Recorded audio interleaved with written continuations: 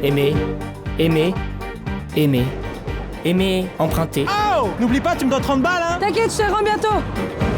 Aimer, négocier. Te fais payer seulement 150 € pour la chambre. 150 €, regarde, c'est même pas une chambre. Si, c'est une chambre. Tu te rends pas compte de la chance que t'as, hein? Aimer, l'amour. Tu fais quoi à Bruxelles? Je sais pas, ça c'est l'amour comme tout le monde. Tu sais, je ressens encore des trucs pour toi. T'es comédien alors? Non. T'as une copine. Aimer s'embrasser. Attends, tu fais quoi là? Bah je sais pas, j'ai essayé de t'embrasser, t'as pas envie? Aimer la bagarre. C'est quoi ce mec? C'est qui que tu traites de connard là? Je t'ai pas traité de connard. On n'a pas beaucoup de temps, mais donc du coup je présente l'équipe d'Aimer Perdre en compétition long métrage au FIFIB. Alors je vous laisse vous présenter du coup à l'écran. Alors je m'appelle Lenny Reut. Moi je m'appelle Afrodite. Moi Michael Zindel ou Zindel ou Zendel. Et moi, Maria Cavalier-Bazin. Ou Bassan. Super. Bah donc du coup vous présentez ce film. Alors je vais vous laisser vous exprimer parce qu'on n'a pas forcément beaucoup de temps, mais vous avez eu un parcours assez autodidacte et assez singulier dans le monde du cinéma, à la fois belge et français. Est-ce que vous pouvez nous en dire plus? Du coup le film s'appelle Aimer Perdre. C'est une comédie sur l'histoire d'Armande Pigeon, une joueuse invétérée qui traverse plein d'histoires et de galères. Et du coup Lenny n'est pas du tout autodidacte, il a fait l'IAD, Institut des Arts et des Diffusion à Louvain-la-Neuve. Et moi non plus, j'ai fait le Conservatoire Royal de Bruxelles. Et moi, en théâtre. j'ai été formée à l'école de Liège, les actes. Et moi j'ai fait une fac de ciné et un conservatoire aussi. Et donc du coup on s'est rencontrés, on s'est dit mais pourquoi on ferait pas un film tous les quatre? Et voilà comment est né Aimer Perdre. Mais justement, en fait, ce que je veux plutôt dire, c'est que votre film n'a pas été produit et conçu dans des moyens, on va dire, classiques, des modes de production. Ça fait banal. En fait, le film a été produit quand même dans des moyens assez classiques finalement, parce qu'on a eu l'aide de la Fédération Wallonie-Bruxelles qui correspond un peu à l'avance sur recette du CNC. Le film coûte pas très cher, mais on a quand même eu un peu d'argent pour le faire, et du coup c'était une expérience très folle parce que c'est toujours fou de faire des films. Mais le premier film qu'on avait fait était de manière un peu plus fait maison, et avec un tout petit budget. À la One Again quoi. Ouais, voilà. Just to fly quoi. Et parce que justement, c'est un film qui parle évidemment beaucoup de débrouille et ça se ressent beaucoup, notamment dans votre mise en scène. Vous utilisez des caméras parfois qui sont très, on va dire, brutes et assez comment on dit le mot, Merdique, mais t'allais dire. bah, quasiment, on peut le dire. Et ça donne une patine à l'image, moi que j'aime beaucoup. Est-ce que vous pouvez nous en dire plus sur justement la technique, on va dire, de votre film? Je pense qu'on aime bien que l'histoire, on la ressente dans la forme aussi, et du coup on a envie de s'éclater et chercher des moyens. Que le spectateur en fait il s'amuse de l'histoire, mais il s'amuse aussi, que ça soit ludique des fois, qu'on utilise une caméra et qu'il fasse ah c'est trash, et du coup qu'il réagisse aussi, que ça soit trouver des astuces à chaque étape de la fabrication du film. En fait, votre but, c'est qu'il y ait des réactions. Ouais, c'est ça. J'ai l'impression. Notamment la scène des toilettes, elle est incroyable. En fait, moi, j'ai un truc de base. Des petites odeurs, elles peuvent vraiment me faire vomir. Là, il n'y avait rien. Il n'y avait pas d'odeur, c'était du faux caca. C'était du faux caca. D'ailleurs, on peut remercier Émile qui a fait les accessoires, qui faisait les réassorts tout le temps. Les règles, le sang et tout ça, c'était faux.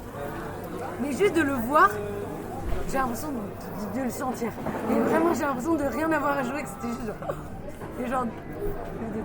Et justement, ça qui est vraiment génial dans votre film, c'est que ça pue un peu la crasse, ça pue un peu la débrouille. Pourtant, on n'a pas parfumé la salle. C'est un autre. Et justement, ça donne une grosse personnalité au film et un côté un peu belge, un petit peu à la... c'est arrivé près de chez vous, genre de choses. À Dickeneck aussi, le film a été un peu présenté comme ça. Et c'est un héritage que vous avez un petit peu digéré, ou au contraire, vous avez vraiment voulu créer votre propre patte avec ce film? Je tiens à dire que c'est quand même une héroïne. Hein. On n'est pas Oui. Dickeneck, on n'est pas... On a quand même une... C'est rare comme forme. Pardon. Tu sors ou je te vrai. sors? Peut-être je me mets au centre. Non, c'est bien. Non, mais... Donc je disais justement, vous prenez une héroïne, ce qui est a priori assez inhabituel en cinéma belge. Pareil, c'est quelque chose qui s'est fait parce que c'était entre potes ou Oui, on avait... En fait, comme tu disais, pour nous, c'est pas vraiment quelque chose de nouveau. Nous, comme on voit plein de films, il y a plein de trucs qui nous nourrissent, et la vie et tout. Et je pense qu'on avait envie de créer une héroïne crado, qui faisait des choix de ouf, qui était débrouillard, qui faisait aussi partie de... Il y a plein de personnages comme ça dans le cinéma, et on avait envie de créer un personnage aussi fort dans la francophonie. Et justement, à ce niveau, est-ce que vous aviez justement déjà des idées par rapport à ce côté un petit peu cradingue qui ressort beaucoup dès l'écriture ou au contraire c'est venu pendant le tournage, pendant les repérages? Comment ça s'est passé, on va dire, la prépa du film pour justement retrouver un peu cette atmosphère? Moi, je pense que dans l'écriture même, il y a déjà ça. C'est pas une couche qui vient après, c'est depuis où, qu'est-ce qu'on a envie de raconter, comment on a envie de la raconter. Enfin, je parle à votre place, mais je pense que c'était déjà dans l'écriture. Et nous, dans les personnages, oui aussi, c'est aussi dans la composition, dans la recherche. Parce qu'avant tu parlais de prépa, mais avant de jouer, on s'est rencontrés. On a lu le scénario, on s'est fait des retours, on s'est revus. J'ai rencontré Michael. Après, on a rencontré chacune des actrices. Ouais, c'est un moyen aussi pour les comédiens de ressortir un peu tous les trucs à cracra. Par exemple, Michael, on lui a pas demandé, mais il a décidé de ne pas se doucher pendant tout le tournage. Et je pense que c'était un choix d'acteur. Pour s'engager profondément dans son personnage. C'est vrai, j'ai pas douché. J'ai pas douché et j'ai pas douché. Et c'était bien. Et justement, du coup, prépa, maintenant en termes de post-production, il y a beaucoup d'idées de montage justement qui viennent avec, comme je l'avais dit, plusieurs types de caméras qui sont utilisées, que ce soit par exemple pour de la GoPro, des effets optiques notamment avec le pigeon. Ça c'est pareil, c'est des choses que vous avez. Est-ce que vous avez créé beaucoup de matière pour le film ou est-ce que au contraire c'était aussi assez. Alors pour mon film, j'ai créé pas mal de matière. Non mais oui, vous avez créé. Ouais, non mais oui, En fait, je pense que oui, ça nous amuse de trouver des points de vue différents. Et du coup, je pense qu'à chaque point de vue différent, on a envie de trouver une nouvelle manière de filmer. Et je pense que, par exemple, dans les films de Dupontel, comme dans Bernie, il y a des trucs où il y a toujours des idées de qui regarde ce qui est en train de se faire, c'est quoi le point de vue sur la scène. Et du coup, je pense que c'est ça aussi qu'on cherche, par exemple, dans le point de vue du pigeon, même pendant la course, comment filmer une scène de sport, comment après filmer. À chaque fois, on essaye de se dire qui regarde la scène, comment on va la montrer. Ouais. En gros, votre but c'est d'aller un peu au-delà du concept même de la scène. Parce que par exemple, la course avec les avions, c'est drôle sur papier, mais pour moi, c'est vraiment, on va dire, la manière de la filmer qui la rend vraiment hilarante et assez ubuesque. Ça, on peut rendre hommage. En fait, le sport, il est filmé comme ça, et une vidéo YouTube dont c'est inspiré, c'est exactement le même. Good big up à YouTube. Big up à ce chef-op qui, quelque part, a eu l'idée de faire ce plan. Ouais. Parce que justement, vous n'avez pas forcément, j'ai l'impression, beaucoup de budget pour le film. Et du coup, niveau lumière, niveau décoration, pareil, est-ce que c'est beaucoup d'extérieur? Au contraire, c'est très léché? Ou est-ce que vous recherchez beaucoup plus le côté brut du film? Ça, nous, c'est volontaire de mettre le budget, que ce soit simple. On aime bien filmer l'extérieur parce que c'est beau. Et les intérieurs, que ce soit crado, mais c'est volontaire. Ouais. Je pense qu'on avait aussi des conversations avec le chef opérateur Kinan Massarani où on se disait, en fait ce qu'on aime bien c'est de pouvoir filmer à 360 degrés et du coup ce qu'on essayait de travailler avec lui c'était de faire un éclairage de la scène où on peut tout filmer à n'importe quel moment parce que comme ça laisse aussi l'espace libre aux comédiens qui se disent si le personnage de Schlock joué par Michael il a envie d'aller prendre une cacahuète à l'autre bout de la salle et qu'il puisse y aller et aller manger une cacahuète et que la caméra puisse aller le suivre et qu'on ne soit pas bloqué parce qu'on n'avait pas prévu un éclairage dans ce sens-là. Vous laissez la meilleure liberté pour la création et peut-être des improvisations sur le tournage en gros. Ouais, on essaye. Que les comédiens puissent s'éclater et se dire qu'ils se sentent libres d'avoir des idées et de les mettre en pratique au moment où ils les ont. Peut-être une dernière grosse question, du coup on a abordé l'actrice principale mais il y a beaucoup de second rôles dont le tien. Et aussi il y a un petit invité surprise dans le film qui est Melville Poupeau. Comment est-ce qu'on réussit à le caster dans un film aussi on va dire décalé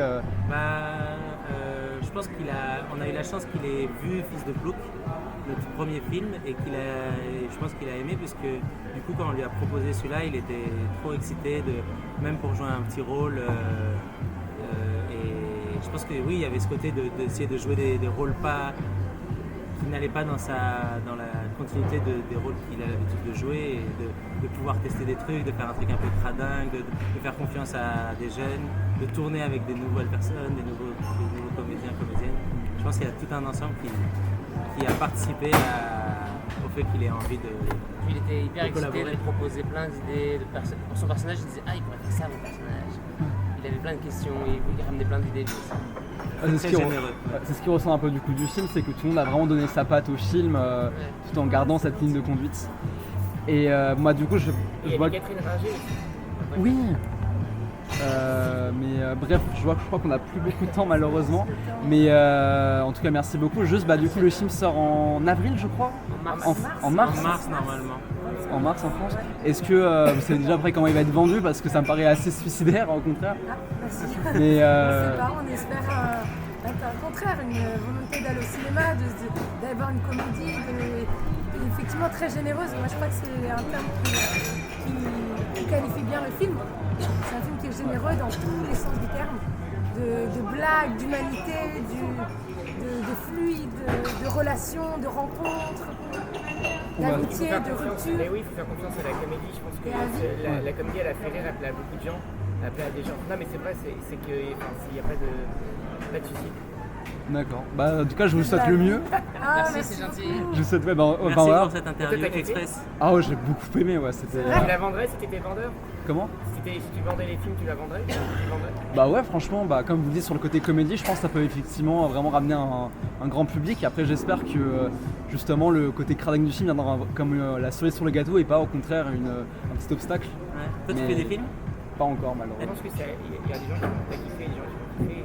Le Ça, cradingue, c'est clivant, mais c'est pas grave parce que c'est. Je sais pas, ça laisse pas. Je sais pas, tu vois, Le c'est film vrai, le film va diviser mais c'est justement ça qui va en faire sa force. Ouais, voilà. Écoutez en tout cas merci beaucoup Merci à pour toi. cette interview et je vous souhaite beaucoup de mieux pour la sortie du film et surtout évidemment peut-être faire un petit place au palmarès ce soir on espère. Quoi? Une petite place au palmarès ce Genre soir une mention spéciale, peut-être. ou un prix et tout. Ou un prix. On se croise les doigts. Merci beaucoup en tout cas, bonne journée, au revoir. C'était génial. Tu gardes un pigeon ici? C'est pour ça que ça pue en fait. Moi j'ai envie de jouer. Je suis chaud. On va pas jouer 3000 € à pile ou face. On va pas perdre. Si on joue ensemble, on va gagner. Et surtout, aimer Armande. Armande. Alors Armande Armande, Qui, elle, n'aime pas gagner.